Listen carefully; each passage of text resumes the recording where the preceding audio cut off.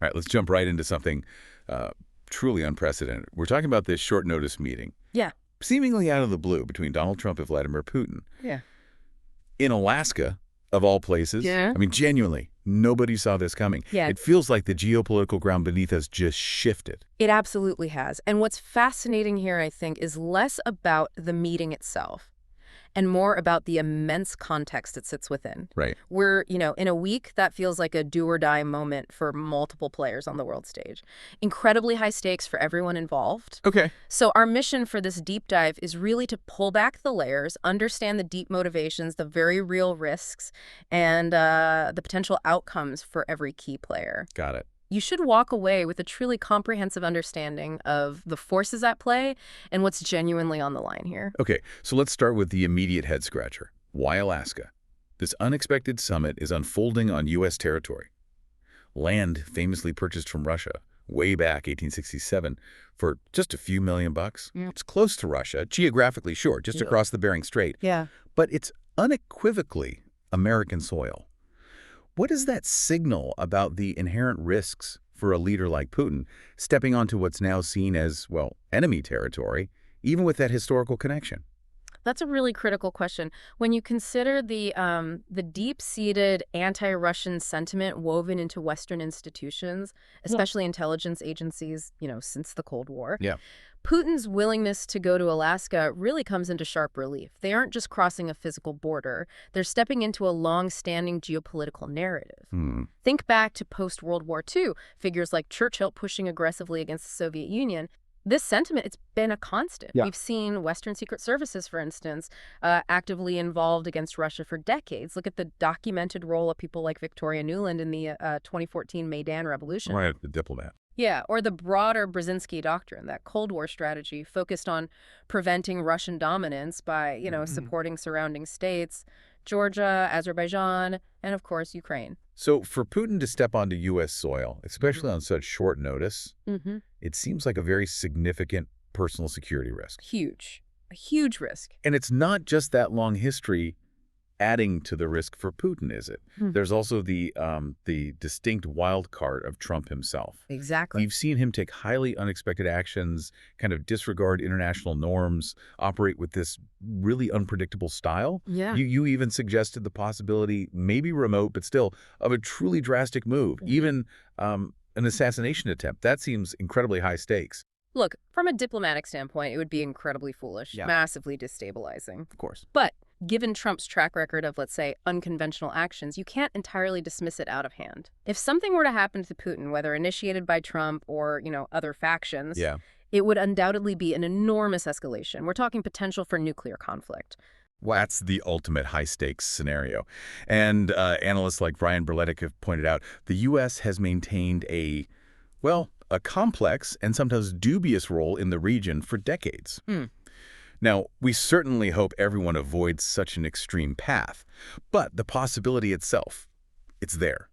Putin, of course, knows these risks. He must. Which likely explains Alaska, partly. It offers a certain level of controlled environment, maybe, and his security detail will be taking massive precautions, you can be sure of that. Okay.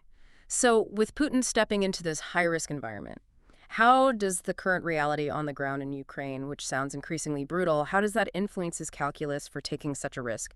What's the battlefield telling us? The battlefield is telling a very clear and, frankly, grim story. Russia's willingness to meet and Putin's decision to risk it. Right. It's happening against a backdrop of significant Russian military gains. Right. Ukraine's situation on the front lines is, well, it's truly worsening. The key Donbas defense line, cities like Sloviansk, Kramatorsk, Chasiv Yar, Kostyantynivka, Pokrovsk, it's under immense pressure. Chasiv Yar fell, didn't it? It did. And Pokrovsk, that's a critical logistical and transport hub. It looks particularly vulnerable right now. And if that falls? If Pokrovsk falls, it could really open up the field for Russian forces to push directly towards the Dnieper River. Wow. What this breakdown shows isn't just tactical gains, it's a fundamental shift in Russia's leverage. It underscores how the military situation is directly shaping the diplomatic table. And the human cost for Ukraine. Immense. Estimated maybe 1,000 to 2,000 wounded and killed daily. Daily. Good grief. And they're grappling with severe manpower shortages. It's a dire situation. And it sounds like Russia is playing a very different kind of game here, a brutal one. You've described their strategy as a war of attrition.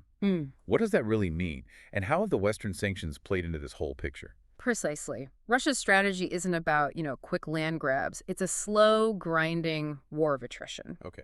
A deliberate process of destroying the opponent's forces and their will to fight. They effectively use what's been called the meat grinder tactic. That's a stark image. It is. They draw Ukrainian reinforcements into heavily besieged areas, then inflict massive casualties. It's brutal, costly. And the sanctions, the bone-crushing ones we heard so much about. Well, despite those pronouncements, like from Senator Lindsey Graham, they've largely failed to break Russia's economy. Really? Yeah.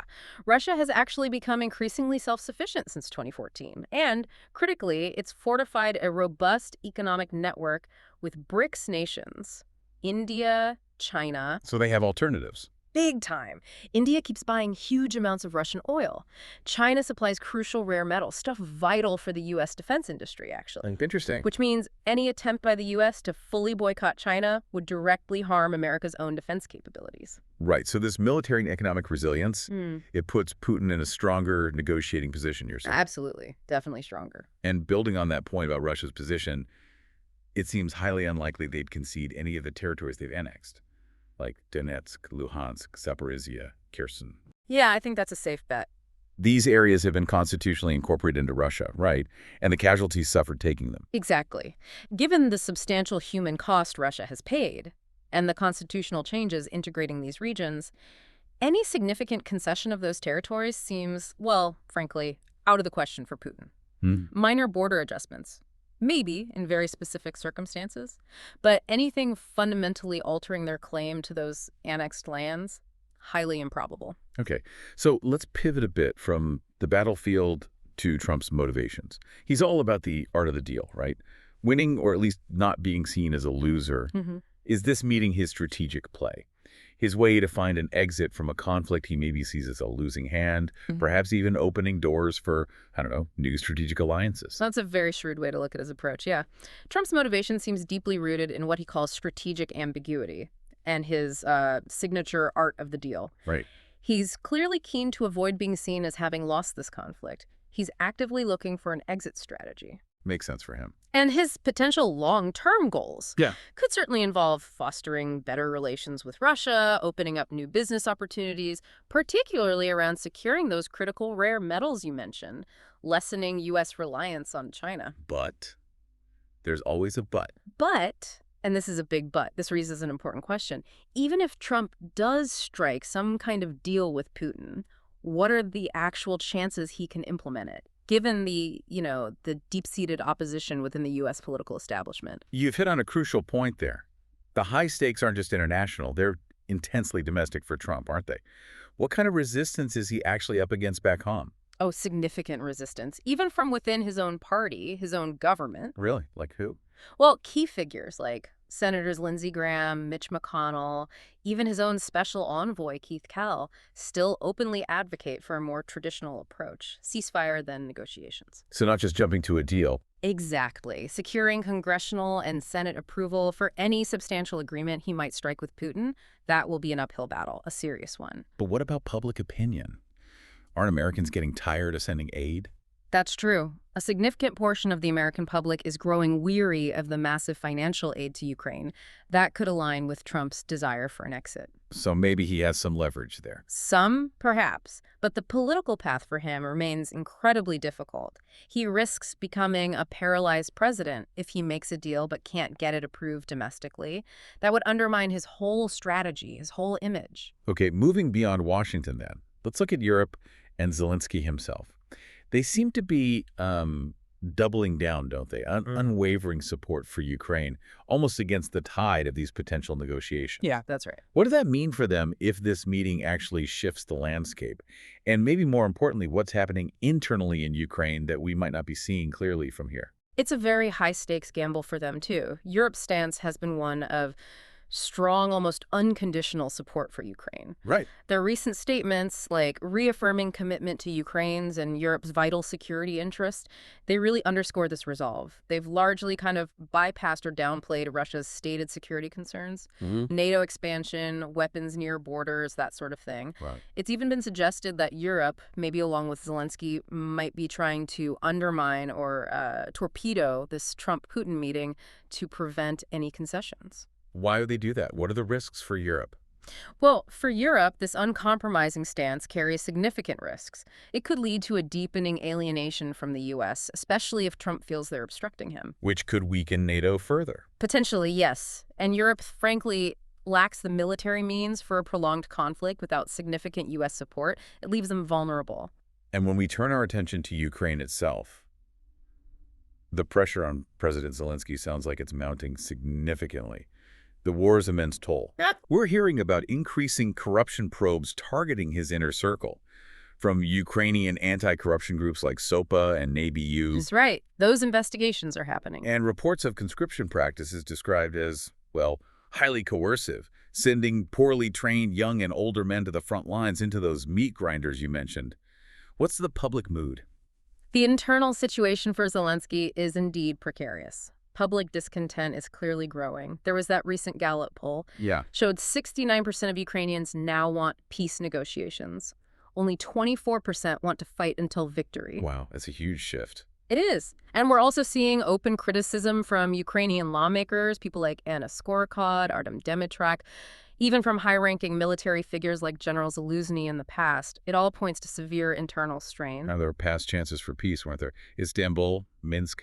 There were. Reports suggest Zelensky was willing to negotiate back then, but was persuaded otherwise. Figures like Boris Johnson, American advisors. So his continued maximalist stance now, bolstered by Europe's support, it could very well lead to internal destabilization. Or even potentially his removal. So the choice of Alaska might have been deliberate then, to keep Europe and Zelensky at arm's length. It's certainly possible, a quieter, less disrupted negotiation environment away from direct European influence. It makes a certain strategic sense. So as we connect all these different threads, it really is a delicate dance, isn't it, on a high wire for everyone involved. Absolutely. But as you've laid it out, given the current realities, the battlefield, the economics, it does seem like Russia is holding some of the stronger cards right now. It appears that way, yes. What does that imply then for the path forward on this incredibly complex geopolitical chessboard? Well, what's truly fascinating here is how this interplay of military realities, economic resilience, and deep internal political pressures could fundamentally reshape global alliances. This is a moment where the so-called rules-based order isn't just being tested on the battlefield, but in the very core of international diplomacy. We're undeniably in a period of extremely high stakes for every major player. Let's recap those stakes. Okay. Putin is risking personal security for a potential strategic gain. Trump is risking political failure at home if he can't deliver an exit he can sell. Right. Europe is risking a definitive split from the U.S. and an unsustainable commitment to a prolonged conflict they likely can't manage alone. And Zelensky. Zelensky is risking his leadership, maybe even his position, and the very future of Ukraine as we know it. So when you weigh all that, Russia's battlefield successes, their robust international ties, especially with BRICS. Putin does appear to be in the most advantageous position going into these talks, comparatively. Which means the U.S., under Trump anyway, and especially Europe, have a great deal to potentially lose here. They really do, depending on how this all plays out. So it kind of boils down to this, doesn't it? In the face of such immense human cost, those thousands upon thousands of casualties we talked about, perhaps the true wisdom lies not in continually holding on to a perceived moral high ground, however valid it feels, but in the painful, yet maybe necessary act of taking a strategic loss at the appropriate moment. Sobering thought indeed. It really does raise an important question for all of us, I think. In a world full of complex geopolitical realities, can we afford to view conflicts solely through a legal or a moral lens? Or does true diplomacy, effective diplomacy, demand that we step back sometimes, try to understand the other side's perceived security interests, even if we disagree with them fundamentally, and perhaps reevaluate our own assumptions, our own blind spots? Our own shadow, perhaps. Exactly. The sheer brutality and cost of this war, it just demands a shift from purely legalistic or moralistic approaches to conflict resolution. This is a profound moment for the West, I believe, one that demands deep reflection on our own systems, our own approaches. So this meeting, however unexpected, however it turns out. This meeting, however it proceeds, could be a pivotal turning point. Maybe something akin to 1989, potentially forcing a fundamental rethinking of the Western system itself. And most importantly, hopefully preventing further bloodshed.